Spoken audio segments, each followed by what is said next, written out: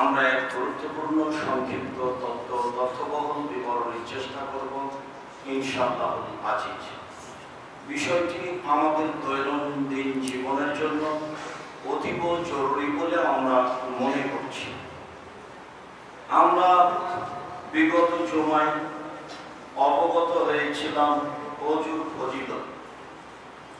তাতে আমরা কয়েকটা জিনিস সারমর্ম হিসাবে শেষে অবগত হয়েছিলাম যে অজু অতীতের সব পাপ মিটিয়ে দেয়, ফলাফলে সলাৎ হয় নফল, মানে সলাতের যা নেকি হয় তা অতিরিক্ত মান মর্যাদা হিসাবে হয়।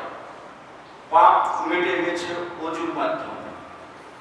তাতে আমরা আরো অবগত হয়েছিলাম যে আপাতত বলেছিলাম 3 শ্রেণীর মানুষ নিষ্পাপ হয়ে যায় সেই দিনের মতো যেদিন তার মাতাকে জন্ম দিয়েছে। তাতে আমরা বলেছিলাম হজ কবুল হলে এমনটা হয়। তাতে আমরা বলেছিলাম অসুস্থ হওয়ার পরেও যদি মানুষ বলে আলহামদুলিল্লাহ তাহলে সে নিষ্পাপ হয়ে যায়। তাতে আমরা বলেছিলাম যে মানুষ যদি সুন্দর করে ওযু করে, সালাতের পরে আর এক সালাতের জন্য অপেক্ষা করে, আর পায়ে হেঁটে মসজিদে যায়, তাহলেও হয়ে যায় সেই দিনের মতো যেদিন তার মাতাকে জন্ম দিচ্ছে, নিষ্পাপ হয়ে যায়। তাতে আমরা ওযুর একটি বিশেষ গুরুত্ব শুনেছিলাম বলে আমরা অবগত হয়েছি। যদি আমাদের অনুপস্থিতির কারণে না জেনে না শুনে থাকি, তাহলে মিডিয়ার মাধ্যমে আমরা অবগত হয়ে যাব ইনশাআল্লাহ। আমাদের ধারাবাহিক খুতবা চলবে ইনশাআল্লাহ।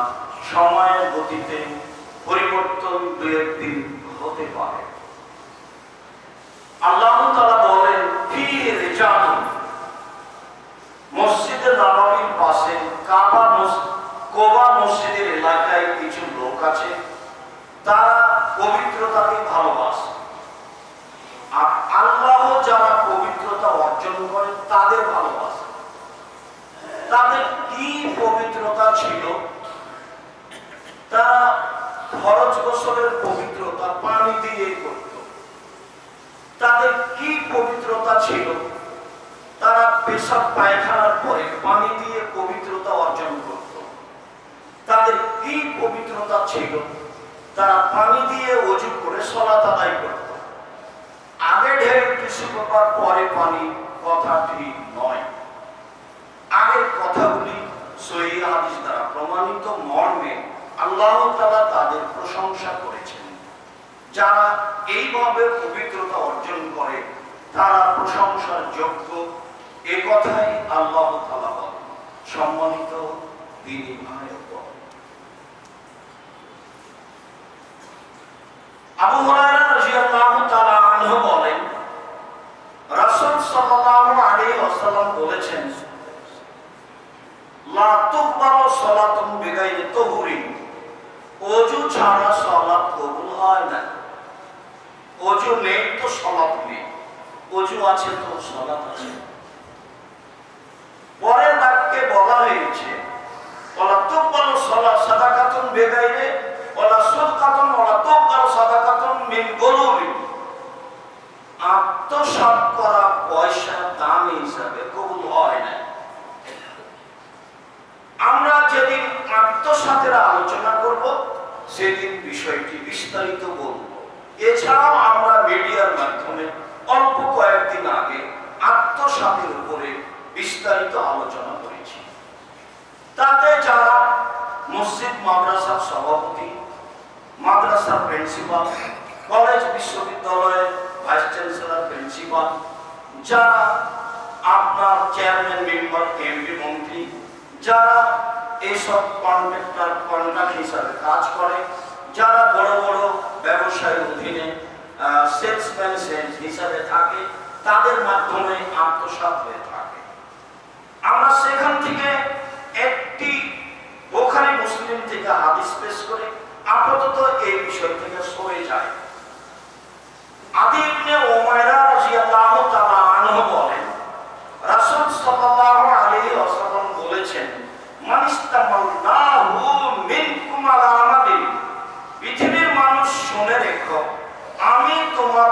যাকে কোনো কাজে নিয়োগ দিব, এই কাজ তোমার হাতে দিলাম,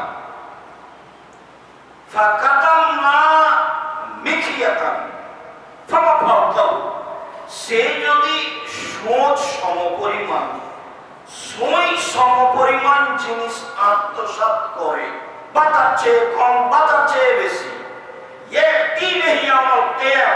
তাহলে সে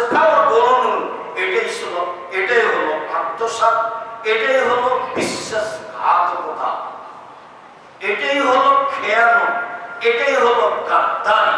সে বিচারের মাঠে এই সোচ সমপরিমাণ জিনিস তার চেয়ে বেশি কম নিয়ে উপস্থিত হবে। এটা হলো সোচ নয়, কম থেকে কম,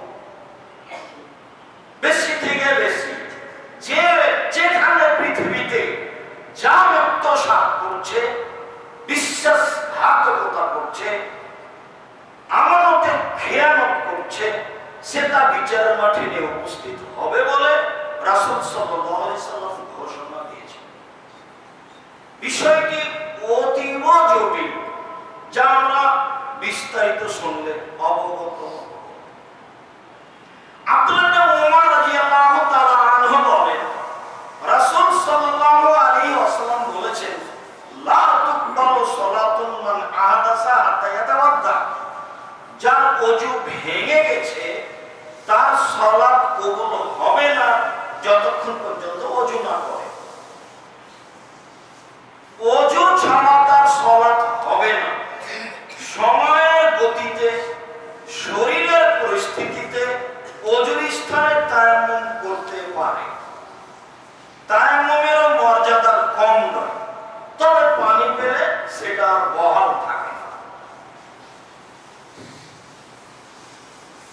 আলী রাদিয়াল্লাহু তাআলা আনহু বলেন, রাসূল সাল্লাল্লাহু আলাইহি ওয়াসাল্লাম বলেছেন, নিশ্চয় ওযু ওই লোকের জন্য যার ওযু ভেঙে গেছে। যার ওযু নেই তাকে ওযু করতেই হবে।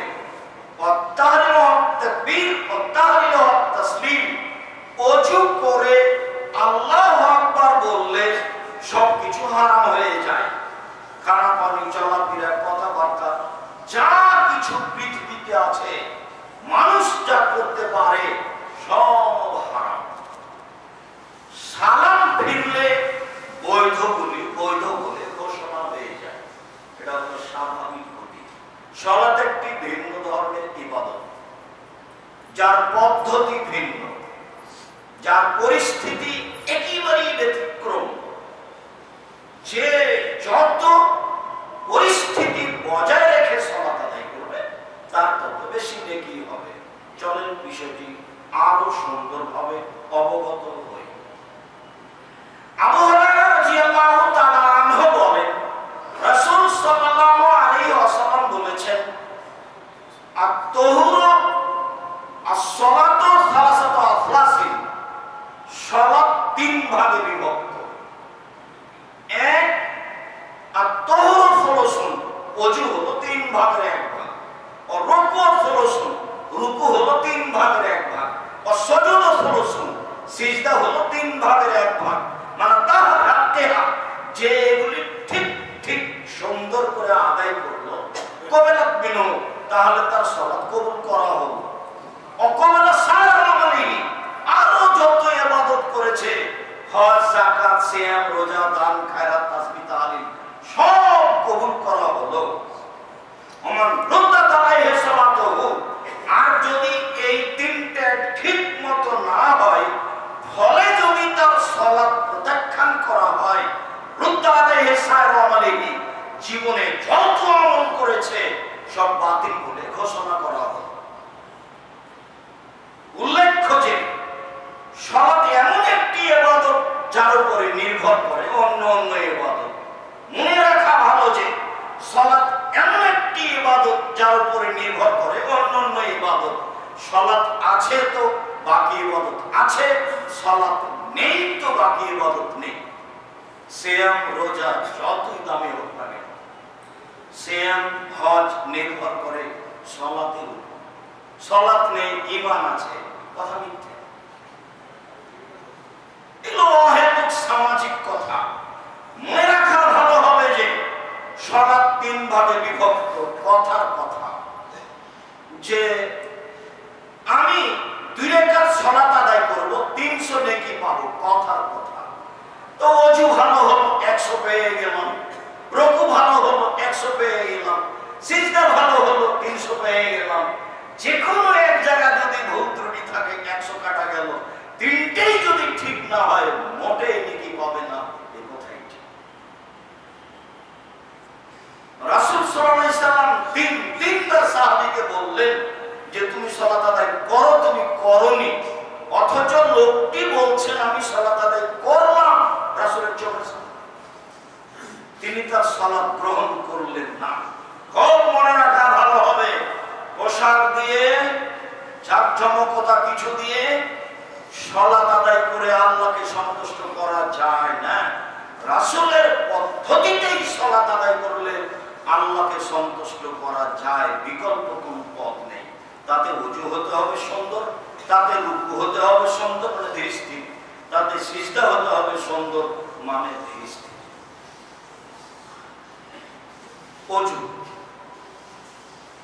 ওযু ভেঙে যায়, উটের গোশত খেলে ওযু ভেঙে যায়, ধারাবাহিক মনে রাখতে হবে। জাবের ইবনে সামুরা রাদিয়াল্লাহু তাআলা আনহু বলেন, ইন্না রাজুলান সাআলা রাসূলুল্লাহ সাল্লাল্লাহু আলাইহি সাল্লাম, একটা লোক আল্লাহ রাসূলকে জিজ্ঞাসা করলো, জিজ্ঞাসাতে বলল আপনা তাওয়াদ্দাও মিন লুহমিল গানামে, ছাগলের গোশত খেলে ওযু করতে হবে কি? কাল ইন তাওয়াদ্দাতা ইন শাইতা ফাতাওয়াদ্দা, মন চাইলে করো, ইন শাইতা ফালা তাওয়াদ্দা, মন চাইলে করো না। তাহলে অধিকার দেওয়া হবে, ইখতিয়ার। মন চাইলে করো, না চাইলে করো না। তিনি বলেন আর নাতাউদা মিন লুহমিল ইবলে, উটের গোশত খেলে ওযু করতে হবে কি? কারণ না নাতাওয়াদ্দা মিন লুহমিল ইবলে, উটের গোশত খেয়ে ওযু করো। কেন ওযু করতে হবে এই নিয়ে ভেবে চলার প্রয়োজন নেই। বাস যিনি বলেছেন তার কথা মেনে নিতে হবে, এটাই বিষয়। আমি তল্লাশি চালিয়ে কারণ বের করতে পারি আর না পারি। উটের গোশতে চর্বি বেশি হতেও পারে, নাও হতে পারে, যাহাই বলেছেন তাহাই করিতে হইবে। তার নাম মুহাম্মদ সাল্লাল্লাহু আলাইহি সাল্লামের অনুসরণ। আমি সাক্ষ্য দিচ্ছি আল্লাহ ছাড়া কোনো মাবুদ নেই, আমি সাক্ষ্য দিচ্ছি মুহাম্মদ আল্লাহর রাসূল। ভারত, বাংলাদেশ, পাকিস্তানের লোক আমি সাক্ষ্য দিচ্ছি আল্লাহ ছাড়া কোনো মাবুদ নেই, এই কথার অর্থ বুঝে না। আমি সাক্ষ্য দিচ্ছি আল্লাহ ছাড়া কোনো মাবুদ নেই, এর মানে শিরক করা যাবে। এর মানে এই কথা বলা যাবে না যে তুলসী গাছ তুলে ফেললে এই হয়, ট্রাকের পিছনে স্যান্ডেল বেঁধে দিলে এই হয়। কোন প্রকার আল্লাহ ভরসা ছাড়া যে কোনো কিছুর উপরে সামান্যতম আকিদাগত নির্ভরশীল হলে সেটা হবে শিরক। তখন আমি সাক্ষ্য দিচ্ছি আল্লাহ ছাড়া কোনো মাবুদ নেই, এটা কেটে গেছে। আমি সাক্ষ্য দিচ্ছি মুহাম্মদ আল্লাহর রাসূল, মানে ইবাদত চলবে না, ইবাদত বাতিল, বন্ধ। একমাত্র রাসূলের নিয়ম ছাড়া পৃথিবীর কোন মানুষের নিয়ম চলবে না। ওমর রাদিয়াল্লাহু তাআলা আনহু এত ভিন্ন ধরনের মানুষ যে রাস্তা দিয়ে হাঁটতেন, সে রাস্তায় শয়তান যেত না। আল্লাহ রাসূল অনেক সময় হাসতেন, ওমর তোমাকে দেখে ওই যে শয়তান পালাচ্ছে, তোমাকে দেখে পালিয়ে যাচ্ছে। একবার বলছেন যে ওমর সকালে আমি জান্নাতে ঘুরছিলাম স্বপ্নে, তো দেখলাম খুব সুন্দর একটা প্রাসাদ, এই ধরনের, পাশে একজন বৃদ্ধা মহিলা ওযু করছে। আমি মুহাম্মদ বললাম, বৃদ্ধা মহিলা বলতে পারো ঘরটি কার? মহিলা বলল ঘরটি উমরের। যেমন উমরের বলেছে তেমন তোমার আত্মমর্যাদা আমার ভিতরে আঘাত করেছে। এত বড় মানুষের ঘরে যাওয়া যাবে না। আমি তোমার ঘরটায় ভিতরে যাওয়ার ছাদ হওয়ার পরে ফিরে আসলাম তোমার আত্মমর্যাদা রক্ষা করে। এত বড় মানুষের ঘরে ঢুকবো কি করে? এ কথা মুহাম্মদ সাল্লাল্লাহু আলাইহি সাল্লাম বলেন। পৃথিবীর সবচেয়ে দামি আদম থেকে নিয়ে কিয়ামত পর্যন্ত এত সম্মানী মানুষ, এত ভদ্র মানুষ, এত নম্র মানুষ কেউ আসবে না। বিচারের মাঠে তিনি যা বলবেন তাই হবে। আপনি মাথা উঠান, আপনি বলেন কি বলতে চান, যাহাই বলবেন তাহাই শুনিব। এত বড় সম্মানী মানুষ বলছেন তোমার ঘরটা দেখার আমার স্বাদ হলো, তোমার আত্মমর্যাদাকে লক্ষ্য করে দেখে নিয়ে ফিরে এসেছি। এই কথা বললে ওমর রাদিয়াল্লাহু তাআলা একবার ভুল করে কেঁদে উঠলেন। বলেন আপনি আমার আত্মমর্যাদাকে হিসাব করেন? উমরের যদি কোনো কথা হয় সেটা যদি রাসূলের না হয় তাহলে এই কথার 5 পয়সা দাম নাই। বুজুর্গানে দিন তো বহু দূরের কথা, ওলামায়ে কেরাম তো বহু দূরের কথা, ভাবাই যায় না। উটের গোশত খেলে ওযু করতে হবে, কথা শেষ। এরপরে আমি বললাম উসাল্লি ফি মারাবেজির কারণে ছাগল বাঁধা জায়গায় সালাত আদায় করা যাবে কি না? করো। আমি বললাম উসাল্লি ফি মাবারাকি লেভেলে উট বাঁধার জায়গায় সালাত হবে কি না? দুটাই প্রাণী বৈধ, গোশত খাওয়া যায়, তার পেশাব পায়খানা অপবিত্র নয়। একাধিক সহিহ হাদিস দ্বারা ঘোষণা করা হয়েছে। তাতে বুখারী মুসলিমের এক হাদিসে বলা হয়েছে ওরাইলা অকল বংশের লোকেরা ইসলাম গ্রহণ করে মদিনায় থাকতে লাগলো। মদিনার আবহাওয়া তাদের অনুকূলে হলো না, পেট বেড়ে গেল, পেট ফুলে গেল। অভিযোগ করলে আপনারা বললেন যে তোমরা যেখানে উটের পাল আছে সেখানে যাও, পেশাব খাও, দুধ খাও, ভালো হয়ে যাও। ওই হাদিস দিয়ে বলা হয়েছে এইটা। অবশ্যই আমি এই কথা বলতে চাইনি যে এক বালতি গরুর পেশাবে কাপড় ভিজিয়ে সালাত আদায় করতে হবে, এটা আমার কোনো আদেশ নয়। আমি একদা রাজশাহী চাঁপাইনবাবগঞ্জ পল্লী এলাকায় বক্তব্য দিচ্ছিলাম। সাধারণত ওইসব এলাকার মহিলারা বাড়ির পিছনে পেশাব করতে বসে, গায়ে পানি ছিটে, তারা তার পরোয়া করে না। মানুষের পেশাব খুব ভয়াবহ। এক যুগে ছিল চামড়া কেটে ফেলতে হবে, আর এখন আছে কাপড় ধুয়ে ফেলতে হবে। এটাই জরুরি আদেশ। পক্ষান্তরে গাভীর পেশাব, উটের পেশাব হারাম বা অপবিত্র কিছু নয়। মূলত এইটা ছিল লক্ষ্য উদ্দেশ্য। কথাটা বলেছি এটাই ঠিক, তবে আমার এটা লক্ষ্য উদ্দেশ্য ছিল না। যারা বলেছে ও বলে বেড়াচ্ছে তারা ভুল বুঝেছে ও ভুল করেছে। যেসব প্রাণী বৈধ তাদের পেশাব পায়খানা হারাম নয় বলে কয়েকটা হাদিস পেশ করা হয়েছে। তার এটা একটা যে যেখানে ছাগল বাঁধা হয় সেখানে সালাত আদায় করো। ছাগল সাধারণত নরম প্রাণী, তোমার ক্ষতি করবে না। উট বাঁধা জায়গাতে সালাত আদায় করা যায়, তবে উট ভয়াবহ প্রাণী, ক্ষতি করতে পারে, তাই তিনি না করলেন, পেশাবের জন্য নয়। অন্য জায়গাতে তো তিনি পেশাব খাওয়ার জন্য বললেন, দুধ খাওয়ার জন্য বললেন। বুঝতে উলট পালট হলে উল্টা বিবরণ দেওয়ার চেষ্টা করবেন না। বলছিলাম ঘুমালে ওযু নষ্ট হয়ে যায়। আব্দুল্লাহ ইবনে আব্বাস রাদিয়াল্লাহু তাআলা আনহু বলেন রাসূল সাল্লাল্লাহু আলাইহি ওয়াসাল্লাম বলেছেন ইন্নাল উযুয়া আলা মান নামা মুস্তাজিআন, যে ব্যক্তি চিত হয়ে শুয়ে গেল তাকে ওযু করতে হবে। যে ব্যক্তি চিত হয়ে শুয়ে ঘুমিয়ে গেল তাকে ওযু করতে হবে। কেন? ফাইন্নাহু ইয়াজতাযা ইস্তারাকাত মাফাসিলুহু, যখন মানুষ চিত হয়ে ঘুমিয়ে যায় তখন শরীরের যেগুলি জড় আছে সেগুলি সব ঢিল হয়ে যায়। কখন বায়ু আসে তা আঁচ করতে পারে না, যার কারণে চিত হয়ে শুয়ে গেলে ওযু ভেঙে যাবে। এ কথাই ঠিক। মুআবিয়া ইবনে সুফিয়ান রাদিয়াল্লাহু তাআলা আনহু বলেন রাসূল সাল্লাল্লাহু আলাইহি ওয়াসাল্লাম বলেছেন ইন্নামাল আয়নানি বিকাউস সাহি, নিশ্চয় চক্ষু দুটি হচ্ছে মানুষের পিছন রাস্তার বাঁধন।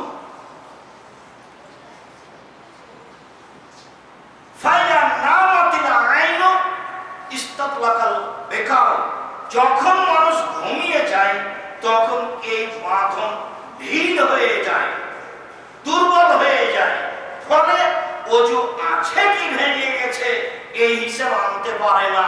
অতএব ঘুমিয়ে গেলে অজু করতে হবে। আলী রাদিয়াল্লাহু তাআলা আনহু বলেন, রাসূল সাল্লাল্লাহু আলাইহি ওয়াসাল্লাম বলেছেন, বেকাউ সাহে আলাইনানে, পিছন রাস্তার বাঁধন হলো দুই চোখ। মান্নামা ফালিয়াতাওয়াদ্দা, যে ব্যক্তি ঘুমিয়ে যাবে সে যেন অজু করে। বুঝলাম, এইভাবে শুয়ে গেলে অজু ভেঙে যাবে, মানে ঘুম থেকে উঠে অজু করতে হবে। বসে বসে ঘুমাই যদি, তাহলে অজু ভেঙে যাবে না। আনাস রাদিয়াল্লাহু তাআলা আনহু বলেন, কানা আসহাবু রাসূলিল্লাহ সাল্লাল্লাহু আলাইহি ওয়াসাল্লাম ইন্তাজিরুনা আল-ইশা ওয়া তাকফিতু রাউসুহুম ওয়া ইসাল্লুনা ওয়া লা ইয়াতাওয়াদ্দাউন। সাহাবীগণ এশার সালাতের অপেক্ষা করতেন মসজিদে বসে বসে। অপেক্ষা করার সময় তন্দ্রায় তাদের মাথাটা ঢুলে পড়ত, তারপরে সালাত আদায় করতেন। তারা অজু করতেন না, তারপরে তারা সালাত আদায় করতেন, অজু করতেন না। আনাস রাদিয়াল্লাহু তাআলা আনহু বলেন, কানা আসহাবু রাসূলিল্লাহ সাল্লাল্লাহু আলাইহি ওয়াসাল্লাম ওয়া ইনতাদিরুনা আল-ইশা, সাহাবীগণ ঘুমাতেন মানে বসে, আর এশার সালাতের অপেক্ষা করতেন, তাতে তাদের মাথা তন্দ্রায় ঢুলে পড়ত, তারপরে তারা সালাত আদায় করতেন, অজু করতেন না। বোঝা যাচ্ছে যে বসে যদি ঘুম চলে আসে তাহলে শরীরের বাঁধন এখনো মজবুত আছে, মর্মে সে সালাত আদায় করবে, অজু ভেঙে যায়নি। চিত হয়ে শুয়ে গেলে সব বাঁধনগুলি ঢিল হয়ে যায়, কাজেই সে এখন নিশ্চিত নয় যে অজু আছে কিনা, কাজেই তাকে অজু করতে হবে। সম্মানিত মুসলিম ভাই বোন, অতীব গুরুত্বপূর্ণ আলোচনা, তা হচ্ছে বায়ু, পেশাব, পায়খানা আসলে হলে অজু ভেঙে যায়।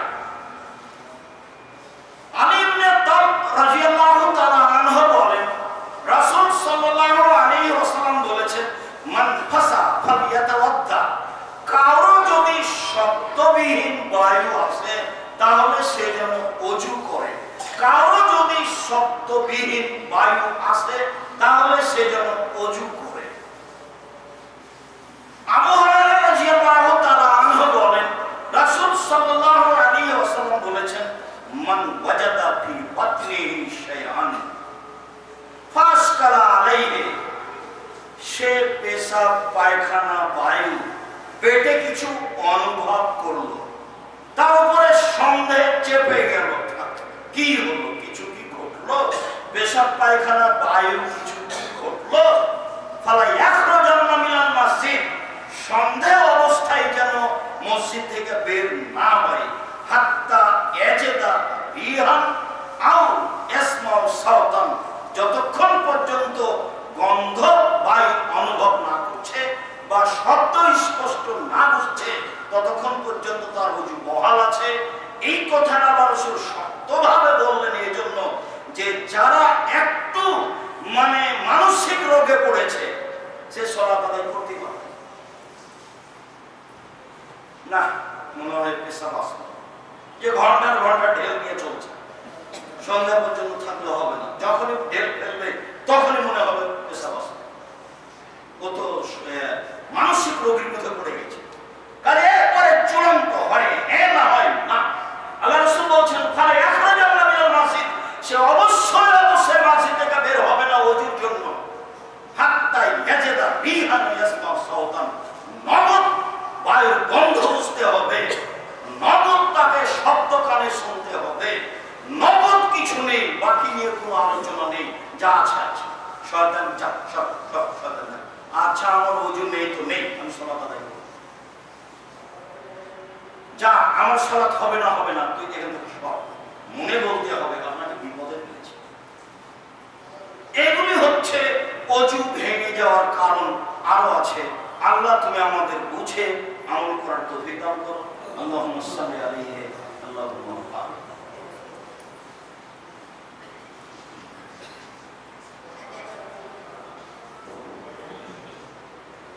আলহামদুলিল্লাহ ওয়াহদা ওয়াসসালাতু ওয়াসসালামু আলা মান লা নাবিয়্যা বা'দা। পুরুষ অঙ্গ বা স্ত্রী অঙ্গ স্পর্শ করলে অজু ভেঙে যায় কিনা, দিন রাতের অতীব গুরুত্বপূর্ণ কথা। বুসরা রাদিয়াল্লাহু তাআলা আনহা বলেন, রাসূল সাল্লাল্লাহু আলাইহি ওয়াসাল্লাম বলেছেন, ইযা মাসসা আহাদুকুম যাকারাহু ফালিয়াতাওয়াদ্দা। যখন তোমাদের কোন পুরুষ বা নারী পুরুষাঙ্গ স্ত্রী অঙ্গ লজ্জা স্থান স্পর্শ করবে সে যেন অজু করে। জরুরি আদেশ, অজু করতে হবে। অত্র হাদিস এটাই বোঝায়। হাদিস সহিহ। চলেন পরে হাদিস দেখি। তাকিবনে আলী রাদিয়াল্লাহু তাআলা আনহু বলেন, রাসূল সাল্লাল্লাহু আলাইহি সাল্লামকে জিজ্ঞাসা করা হয়েছিল,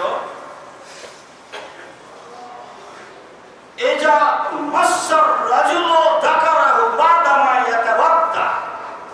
কোন মানুষ যদি অজু করার পরে পুরুষাঙ্গ বা স্ত্রী অঙ্গ লজ্জা স্থান স্পর্শ করে তাহলে কি তাকে অজু করতে হবে? ফাকালা হাল হইলে বাদা তুমি অজু করতে হবে কেন? সেটা তো শরীরের একটা অংশ। অজু করতে হবে না। অজু করতে হবে কেন? সেটা তো শরীরের একটা অংশ। অজু করতে হবে না। দুই হাদিস মুখামুখি হয়ে গেল, দুইটাই সঠিক। আমল কিভাবে হবে? যারা পৃথিবীতে মাযহাব মেনে চলে তার এক শ্রেণীর মানুষ বলেছে যে যেহেতু অংশ এটা শরীরের, অজু করতে হবে না, এটাই চূড়ান্ত। হাদিসকে শক্তিশালী করার জন্য অনেক দলিল আদিল্লা পেশ করেছেন। আর এক শ্রেণীর মানুষ বলেছেন যদি হাত দিয়ে স্পর্শ হয় আর মধ্যে যদি কাপড় থাকে অন্তরাল, তাহলে অজু করতে হবে না। অন্তরাল ছাড়াই যদি স্পর্শ হয় তাহলে অজু ভেঙে যাবে। এক শ্রেণীর বিদ্বান এ কথা বলেন। মূলত ঘটনা কি? মূলত ওটাও নয় এটাও নয়। মূলত ঘটনা হাদিস দুটাই ঠিক, আর এইটা গ্রহণ করলে সহজ হবে। আলবানী রাহিমাহুল্লাহ এটাকেই সহজ এবং ঠিক বলে ঘোষণা দিয়েছেন। তাহলে এই উত্তেজিত অবস্থায় যদি মানুষ তার পুরুষাঙ্গ বা স্ত্রী অঙ্গ স্পর্শ করে তাহলে অজু ভেঙে যাবে, এ কথাই ঠিক। স্বাভাবিকভাবে যদি স্পর্শ করে তাহলে অজু ভাঙবে না, এ কথাই ঠিক। আব্দুর সাহেব এই যে কথাটা শেষে বললেন, এর কোনো স্পষ্ট প্রমাণ কিছু পেশ করবেন? জি, সেটা হলো এই। আয়েশা রাদিয়াল্লাহু তাআলা আনহা বলেন, মানুষ যদি অজু করে ফরজ গোসল করে তারপরে সালাত আদায়ের জন্য আর অজু লাগবে না। কাপড় ছাড়াই ফরজ গোসল করা যায়, তার একাধিক সহিহ হাদিস আছে। কাপড় ছাড়া গোসল করলে তার শরীরের বিভিন্ন অঙ্গে হাত যাবে, এ কথাই ঠিক, তার নাম গোসল। তারপরে আল্লাহ রাসূল বললেন যে ওই অজু বহাল আছে, ওই অজুতেই সালাত চলবে। হাদিস বুখারী মুসলিম। মর্মে আবারও বুঝিয়ে বলি, এই কথা খুব ভালোভাবে মনে থাকে যেন, দিন রাত যেন আপনাকে কেউ বিপাকে না ফেলে। তা হচ্ছে উত্তেজিত অবস্থায় নিজ নিজ অঙ্গ স্পর্শ করলে অজু ভেঙে যাবে। স্বাভাবিকভাবে স্পর্শ করলে অজু ভাঙবে না। কথা স্পষ্ট করে আমি আশা করছি। এরপরে মজি বা মনি, শুক্রকীট বা শুক্রকীটের পূর্বে তরল পদার্থ পুরুষাঙ্গ বা স্ত্রী অঙ্গে আসলে অজু ভেঙে যাবে কি? আলী রাদিয়াল্লাহু তাআলা আনহু বলেন, সাকুতু রাসূলুল্লাহ সাল্লাল্লাহু আলাইহি সাল্লামের নবী, আমি আল্লাহর নবীকে জিজ্ঞাসা করলাম মজি তরল পদার্থ সম্পর্কে, তাতে কি অজু ভেঙে যাবে? আমি জিজ্ঞাসা করলাম একটা, তিনি উত্তরের সময় বললেন দুইটা। তাতে তিনি বললেন মিনাল অজু, তরল পদার্থ আসলে অজু ভেঙে যাবে, তাকে অজু করতে হবে। শুক্রকীট বের হলে তাকে গোসল করতে হবে। শুক্রকীটের কথা আলী রাদিয়াল্লাহু তাআলা আনহু জিজ্ঞাসা করেননি। সময়ের গতিতে যাকে জিজ্ঞাসা করা হয়েছে পরিস্থিতিতে করলেন মনে করলে বলতে পারেন। আল্লাহ বললেন মুসাকে হাতে কি? তো বললেন হাতে লাঠি। তো বলা শুরু করলেন এটা হলো লাঠি, এই দিয়ে আমি হেলন দিয়ে ড্রেন পার হয়ে যাই, এই দিয়ে আমি গাছের উপরে মেরে পাতা ঝেড়ে ছাগলকে খাওয়াই, এই দিয়ে আমার যাবতীয় প্রয়োজন পূরণ। একবারে বলতে থাকলেন। তো আল্লাহ রাসূল বলে ফেললেন দুইটা বলছিলাম যে শুক্রকীট তরল পদার্থ, একটাতে অজু আর একটাতে গোসল, মানে এতে অজু ভেঙে যায়। এই কথাটি আবারও ফিরে আসবে পরের আলোচনায়। স্ত্রীকে চুমু দেওয়া অজু ভেঙে যাবে কিনা? আয়েশা রাদিয়াল্লাহু তাআলা আনহা বলেন ইকাব্বিলুন নবী সাল্লাল্লাহু আলাইহি সাল্লাম বাজা আজওয়াজিহি সুম্মা ইসাল্লি ওয়া লা ইয়াতাওয়াক্তা। আল্লাহর নবী তার কোন স্ত্রীকে চুমু দেন, তারপরে সালাত আদায় করেন ওযু ছাড়াই। অন্য হাদিসে এসেছে সাহাবী বললেন আমরা মনে করছি যে আপনি দিবেন। আপনি নিজেকে গোপন করে বলছেন যে কোন স্ত্রীকে চুমু দিলেন, তারপরে সালাত আদায় করলেন, ওযু করলেন না। আমরা মনে করছি কোন স্ত্রী বলতে আপনি তিনি। তখন হেসে উঠলেন, মানে বললেন হ্যাঁ আমি তিনি। আব্দুল্লাহ ইবনে উমর রাদিয়াল্লাহু তাআলা আনহু বলেন রাসূল সাল্লাল্লাহু আলাইহি ওয়াসাল্লাম বলেছেন মান কাব্বালা ইমরাতাহু ওয়া জাসসা বিয়াদিহি ফালাইহিল ওযু। কেউ যদি স্ত্রীকে চুমু দেয়, কেউ যদি তাকে হাত দিয়ে স্পর্শ করে, তাহলে তাকে জরুরিভাবে ওযু করতে হবে। আলোচনা তো মুখোমুখি হয়ে গেল আগেরটার মধ্যে। একটা আমার রাসূল নিজে কাজ করে ওযু করলেন না, সালাত আদায় করলেন। আবার ঘোষণাতে আসলো যে ওযু তাকে করতেই হবে। তাহলে এর পূর্বের আলোচনায় ফিরে যায়। এতে যদি তরল পদার্থ আসে তাহলে ওযু ভেঙে যাবে, এটা পরের হাদিসে ঘোষণা দেওয়া হয়েছে। আর এতে যদি ওযু ভেঙে না যায় তাহলে তাকে ওযু করতে হবে না। আশা করছি কথা স্পষ্ট হয়েছে। আবার বলি, মুখামুখি দুই হাদিসে ওযু লাগবে না, আর এক হাদিসে ওযু লাগবে জরুরি। তো তরল পদার্থ মুজি এবং শুক্রকীটের ব্যাপারে মুখামুখি দুটা আলোচনা এসেছে, দুটাই স্পষ্ট। তার একটা হলো ওযু করতে হবে আর একটা হলো গোসল করতে হবে। তো তরল পদার্থের কারণেই তো ওযু করতে হবে। এখন যদি চুমু দেওয়াতে, স্পর্শ করাতে তরল কিছু এসে থাকে পুরুষ নারীর জন্য, ওযু করতে হবে, ওযু ভেঙে গেছে, নেই তো নেই। বিষয়টি স্পষ্ট হয়েছে বলে আমরা আশা করছি। সম্মানিত মুসল্লি দিনী ভাই বোন, বলছিলাম ওযু।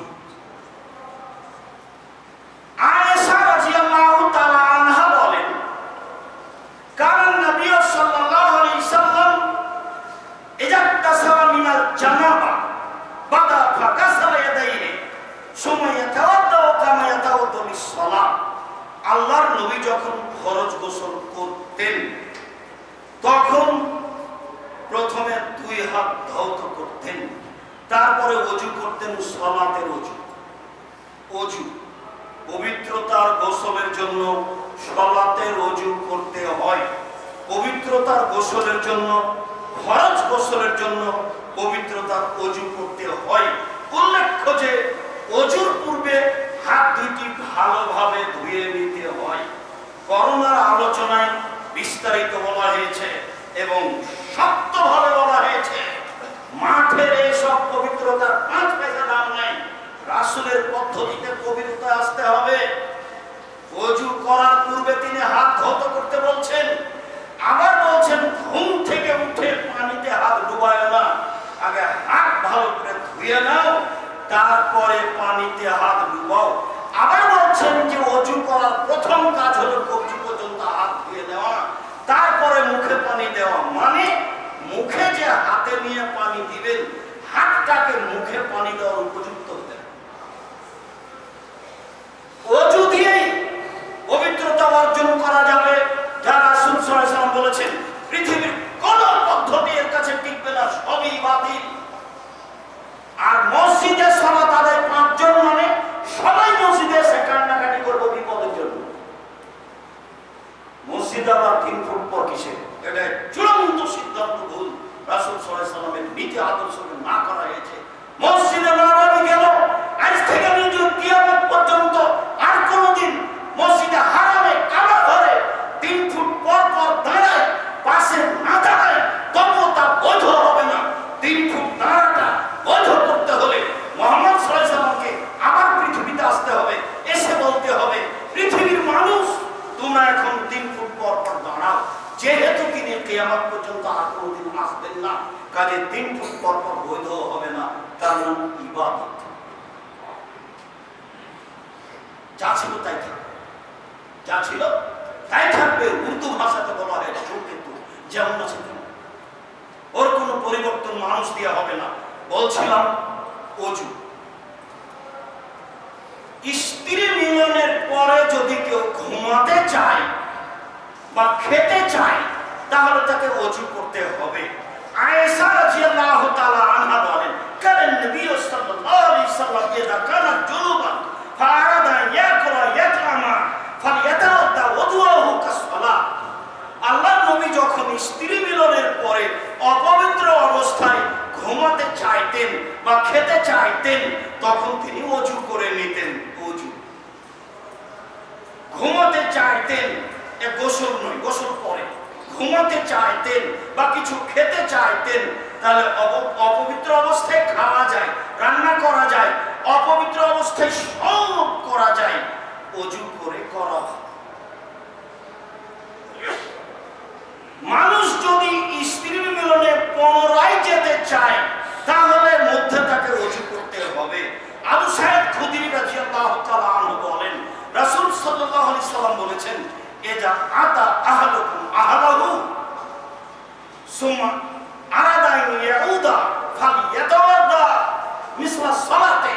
কেউ যদি স্ত্রী মিলন পুনরায় যেতে চায়, তাহলে সে যেন সালাতের ওযু করে নেয়। ওযু। আবু হুরায়রা রাদিয়াল্লাহু তাআলা আনহু বলেন, রাসূল সাল্লাল্লাহু আলাইহি ওয়াসাল্লাম বলেছেন, মান গাসসালা মাইয়াতান ফালিয়াগতাসিল ওয়া মান হামালাহু ফালিয়াতাওয়াদ্দা। কেউ যদি লাশকে গোসল দেয়, সে যেন নিজে গোসল করে। কেউ যদি লাশকে বহন করে কবরস্থানে নিয়ে যায়, সে যেন ওযু করে। জরুরি নয়, ওযু করা দুইটাই। তবে গোসল দিলে গোসল করা বেশি ভালো, আর বহন করলে ওযু করা সাধারণ। বলছিলাম ওযু। কেউ যদি মৃত ব্যক্তিকে গোসল দেয়, তাহলে তাকে গোসল করতে হবে। কেউ যদি মৃত ব্যক্তিকে বহন করে, তাহলে তার ওযু করা ভালো। ওযু। রাসূল সাল্লাল্লাহু আলাইহি সাল্লাম বারা ইবনে আযিবকে বলেন, বারা ইবনে আযিব বলেন, একটা লোক আল্লাহ রাসূলকে জিজ্ঞাসা করলো ঘুমানোর ব্যাপারে। তখন আল্লাহ রাসূল বলছেন, ইয়া ফুলানা, এই ব্যক্তি শুনো, ইযা আওয়াইতা ইলা ফিরাশিকা, যখন তুমি তোমার বিছানায় শুইতে যাবে, ফাতাওয়াদ্দা, ওযু করে নাও। ওযুই সালাতে, সালাতের ওযুর মতো সুন্দর করে ওযু করে নাও। সুম্মাস্তাজি আলা শিক্কিল আইমান, তারপরে তুমি ডান কাতে শোও। ডান কাতে শুইতে হবে। পা পূর্ব দিকে না পশ্চিম দিকে, এই বিবেচনা করাই অপরাধ। পা পূর্ব দিকে না পশ্চিম দিকে না উত্তর দিকে না দক্ষিণ দিকে, বিবেচনা করাই অপরাধ। বিবেচনা করাই অপরাধ। কেন আপনি করবেন? এই অধিকার কে দিল আপনাকে? আপনার সুন্নাত হলো ডান তখন উত্তর দক্ষিণ। যেদিকে মাথা থাকে, যেদিকে পা থাকে, সেদিক থেকে লাশ ঢোকাতে হবে। যেদিকে পা থাকে সেদিক থেকে ঢোকাতে হবে। ওটা হলো উত্তর দক্ষিণ। শোয়ার ব্যাপারে তিনি বললেন যে অজু করো, সালাতের অজু, তারপর ডান কাতে শুয়ে যাও, তারপরে বলো আল্লাহুম্মা আসলামতু নাফসি ইলাইকা, হে আল্লাহ আমি নিজেকে তোমার কাছে সমর্পণ করলাম, ওয়াজ্জাহতু ওয়াজহি ইলাইকা, আমি তোমার দিকে চেয়ে রইলাম, অফাওয়াস্তু আমরি ইলাইকা, সব কাজ আপনার কাছে সমর্পণ করলাম, ওয়ালজাতু জাহারি ইলাইকা রাগবাতার রাহাবাতান ইলাইকা, জাহান্নামের ভয়ে জান্নাতের আশায় তোমার কাছে আশ্রয় নিলাম, জাহান্নামের ভয়ে জান্নাতের আশায় তোমার কাছে আশ্রয় নিলাম। লা মানজা ওয়ালা মানজা মিনকা ইল্লা ইলাইকা, আশ্রয়স্থল নেই, আবাসস্থল নেই, কোনো আশ্রয় নেই তোমার আশ্রয় ছাড়া, কোনো আবাসস্থল নেই তোমার আবাসস্থল ছাড়া। শোনো, আমানতু বিকিতাবিকাল্লাযী আনজালতা, যে কোরআন মাজিদ অবতীর্ণ করেছে সেটা মেনে নিলাম, ওয়া নাবিয়াকা আল্লাযী আরসালতা, যাকে নবী হিসেবে পাঠিয়েছো তাকে মেনে নিলাম। এই যে মেনে নিলাম, সবকিছু তোমার কাছে সমর্পণ করলাম। অজু করে ডান কাতে শুয়ে এই দোয়া পড়তে হবে। যুবকেরা 24 ঘন্টার মধ্যে এই দোয়া মুখস্থ করতে হবে। মুরব্বী ভাইজান 7 দিন সময় থাকবে। জিজ্ঞাসা করবো অনুকূলে সময় হবে। রাসূল সাল্লাল্লাহু আলাইহি সাল্লাম নিয়মিত এই দোয়া পড়ে শুইতেন।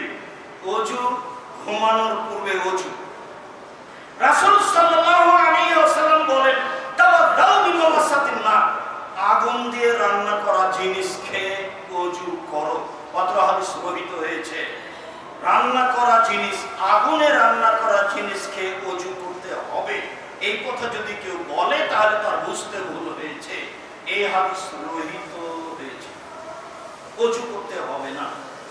এরপরে তামিমা দারি রাদিয়াল্লাহু তাআলা আনহু বলেন, রাসূল সাল্লাল্লাহু আলাইহি সাল্লাম বলেছেন, আল উযু মিন কুল্লি দামিন সাইলিন, যে রক্ত প্রবাহিত হয় শরীর থেকে বের হয়ে তাতে অজু করতে হবে।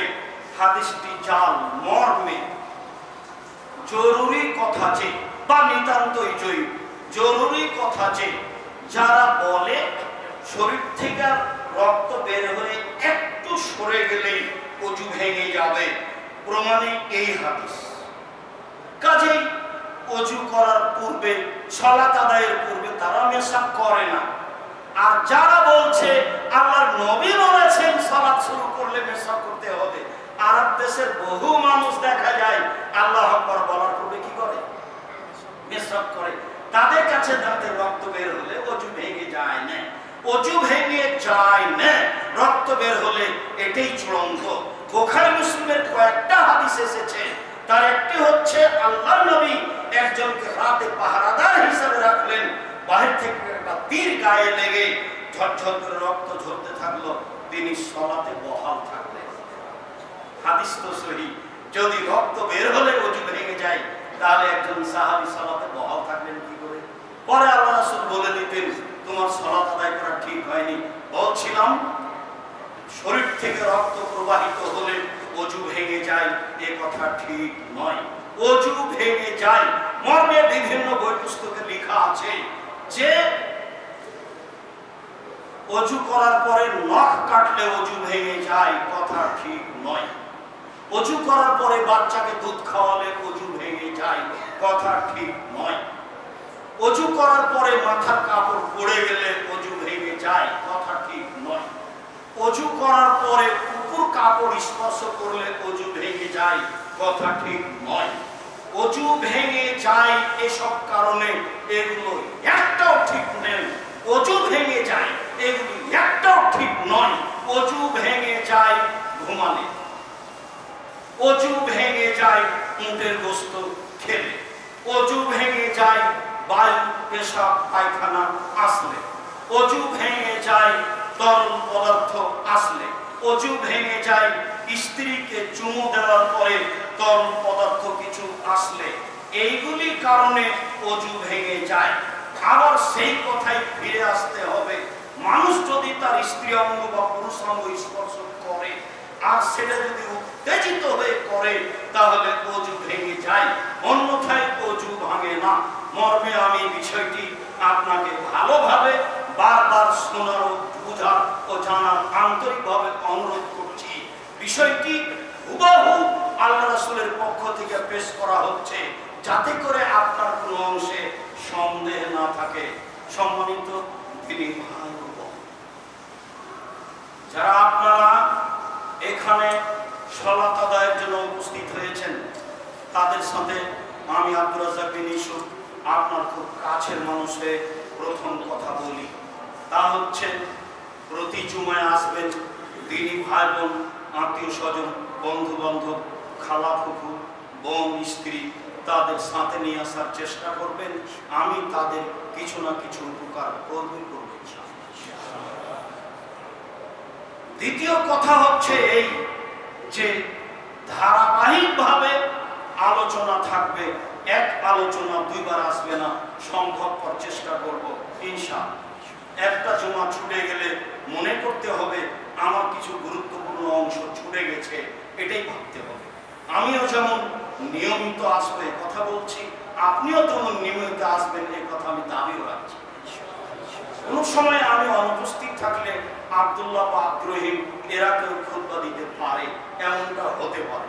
তারাও এক একদিন আসবে, এটা আমারও দাবি, আপনাদেরও দাবি। বা আব্দুল্লাহ মাঝে মধ্যে আসুন, সেটা আমিও চাই, সময়ের গতিতে আসতে পারে।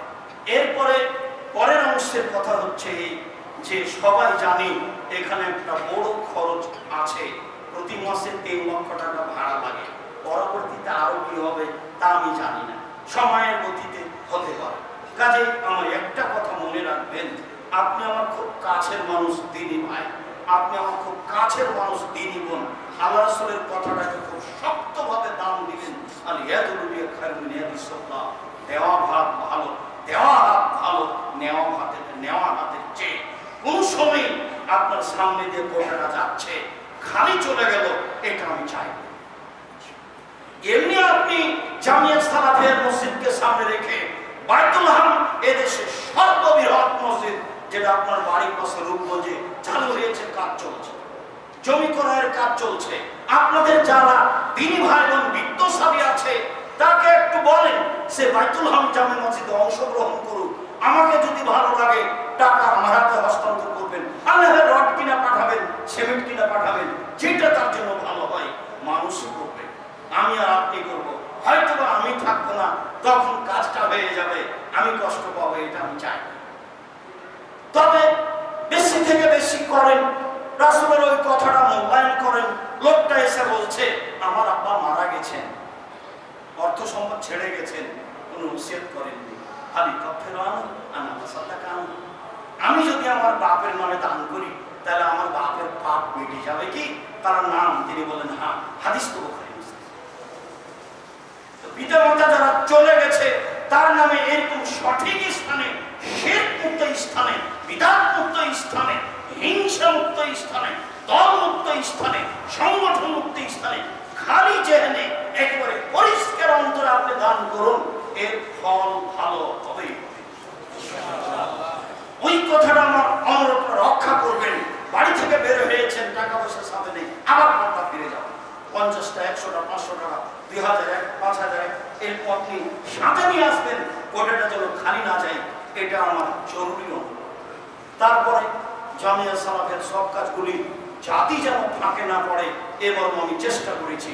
তাতে বলেছি জাতির যদি রাস্তাঘাট করে দিতে না পারি, জাতির যদি স্কুল কলেজ করে দিতে না পারি, জাতিকে চূড়ান্ত সঠিক ধর্ম দিতে পারবো ইনশাআল্লাহ।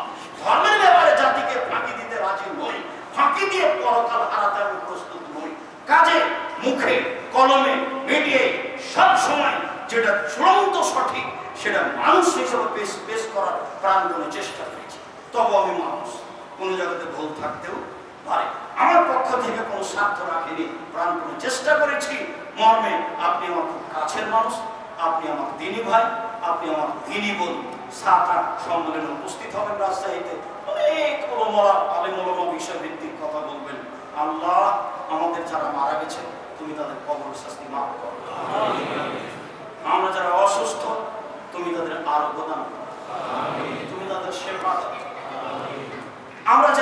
আছে তুমি তাদেরকে তোমার আসলের পথ